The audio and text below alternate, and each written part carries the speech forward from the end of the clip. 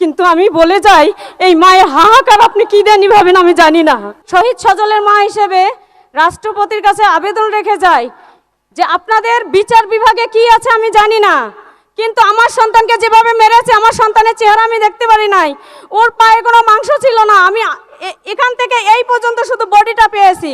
সেই আইনে আপনাদের কি ধারাবাহিকতা আছে আমি জানি না, কিন্তু প্রকাশ্যে এই হাসিনা সহ এই দোষরদের প্রকাশ্যে আমার সন্তানদের যেভাবে মেরেছে তাদেরকেও ফাঁসিতে ঝুলিয়ে আদামরা করে আমার সন্তানের মতো পুড়িয়ে দিতে হবে।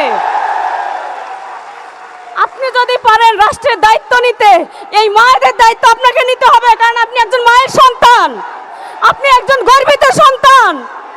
আপনার মাকে গর্ব করে আমি বলি, আজকে আপনি আমাদের পাশে বসে আছেন, আমাদের কাছে দাঁড়িয়ে আছেন। আমার একটা মাত্র সন্তান ছিল, আমার সন্তান দেশের জন্য জীবন দিয়ে গেছে সংগ্রাম করে, কিন্তু আমি সংগ্রামে নেমেছিলাম আমার সন্তানকে সুনাগরিক হিসেবে গড়ে তোলার জন্য। আমি আশুলিয়া নারী ও শিশু হাসপাতালে ক্লিনিং ডিপার্টমেন্টে কাজ করে ছেলেকে আমি ভার্সিটি লেভেল পর্যন্ত নিয়েছি। আমার ছেলে city university textile engineering BSc বিভাগের স্টুডেন্ট ছিলেন, কিন্তু আমার কষ্টটা আমি আপনাকে বোঝাতে পারবো কিনা আমি জানি না। কিন্তু আমি বলে যাই, এই মায়ের হাহাকার আপনি কি দেননি ভাবেন আমি জানি না। মহান আল্লাহ তাআলার কাছে দোয়া করি, তিনি যেন আমাদের প্রিয় বাংলাদেশকে শান্তি, ঐক্য, সমৃদ্ধি দান করেন এবং সকল শহীদকে জান্নাতুল ফেরদৌস নসিব করেন। ধন্যবাদ। আসসালামু আলাইকুম ওয়া রাহমাতুল্লাহি ওয়া বারাকাতুহু। এখন রাষ্ট্রে কতটুকু আইন আছে আমি জানি না, কিন্তু আজকের দিনে আমি ইউনো বরাবর, ইউনো স্যার আমাকে ফোন দিয়েছিল, আজকে আমার সন্তানের কবরের পাশে কেউ যায়নি। একটা ফুল দিয়ে যে তাদের বরণ করে নিবে সেরকম আশা আমাদের হয়নি।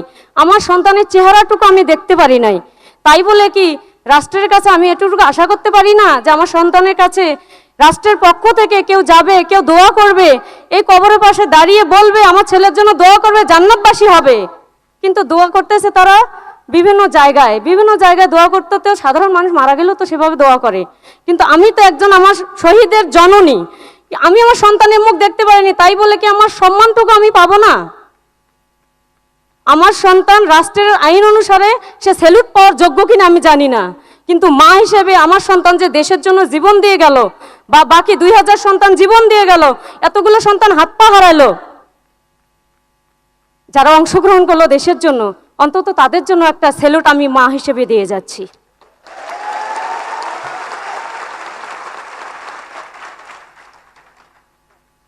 সেই সাথে আমি আরও কিছু কথা বলে যেতে চাই যে জুলাই আন্দোলনের সকল শহীদের যথাযথ রাষ্ট্রীয় মর্যাদা, সম্মান, স্বীকৃতি নিশ্চিত করবেন। দ্বিতীয়ত, যারা এই হত্যাকাণ্ডের জন্য দায়ী তাদের সুষ্ঠু, নিরপেক্ষ ও দ্রুত বিচার নিশ্চিত করবেন, যাতে ভবিষ্যতে আর কোনো মাকে এভাবে সন্তান হারাতে না হয়। সেই সাথে জুলাই সনদ বাস্তবায়ন করবেন আমার সন্তানদের স্বীকৃতির জন্য। সেই সাথে আমি বলবো, আহত এবং শহীদ পরিবারের যারা কর্মক্ষমত লোক একমাত্র ছিল, তাদের আজ অসহায় অবস্থা, তাদের খোঁজ খবর নেবেন, তার পুনর্বাসিত করবেন।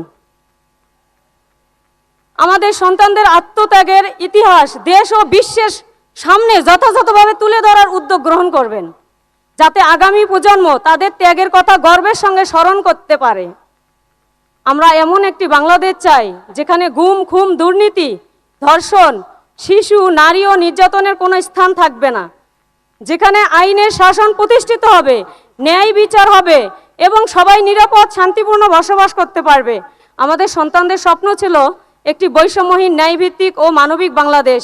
সেই স্বপ্ন বাস্তবায়নই তাদের আত্মত্যাগের প্রতি প্রকৃত সম্মান।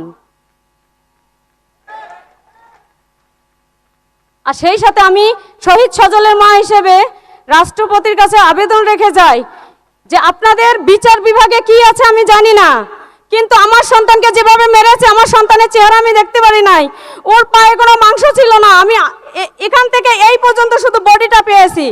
সেই আইনে আপনাদের কি ধারাবাহিকতা আছে আমি জানি না, কিন্তু প্রকাশ্যে এই হাসিনা সহ এই দোষরদের প্রকাশ্যে আমার সন্তানদের যেভাবে মেরেছে তাদেরকেও ফাঁসিতে ঝুলিয়ে আদামরা করে আমার সন্তানের মতো পুড়িয়ে দিতে হবে। আপনি যদি পারেন রাষ্ট্রের দায়িত্ব নিতে, এই মায়েদের দায়িত্ব আপনাকে নিতে হবে, কারণ আপনি একজন মায়ের সন্তান, আপনি একজন গর্বিত সন্তান। আপনার মাকে গর্ব করে আমি বলি, আজকে আপনি আমাদের পাশে বসে আছেন, আমাদের কাছে দাঁড়িয়ে আছেন। আমার একটা মাত্র সন্তান ছিল, আমার সন্তান দেশের জন্য জীবন দিয়ে গেছে সংগ্রাম করে, কিন্তু সন্তানকে সুনাগরিক নাগরিক হিসেবে গড়ে তোলার জন্য আমি আশুলিয়া নারী ও শিশু হাসপাতালে ক্লিনিং ডিপার্টমেন্টে কাজ করে ছেলেকে আমি ভার্সিটি লেভেল পর্যন্ত নিয়েছি। আমার ছেলে city university textile engineering BSc বিভাগের স্টুডেন্ট ছিলেন। কিন্তু আমার কষ্টটা আমি আপনাকে বোঝাতে পারবো কিনা আমি জানি না, কিন্তু আমি বলে যাই এই মায়ের হাহাকার আপনি কি জানি ভাবেন আমি জানি না। মহান আল্লাহ তাআলার কাছে দোয়া করি তিনি যেন আমাদের প্রিয় বাংলাদেশকে শান্তি, ঐক্য, সমৃদ্ধি দান করেন এবং সকল শহীদকে জান্নাতুল ফেরদৌস নসিব করেন। ধন্যবাদ। ওয়াসসালাম।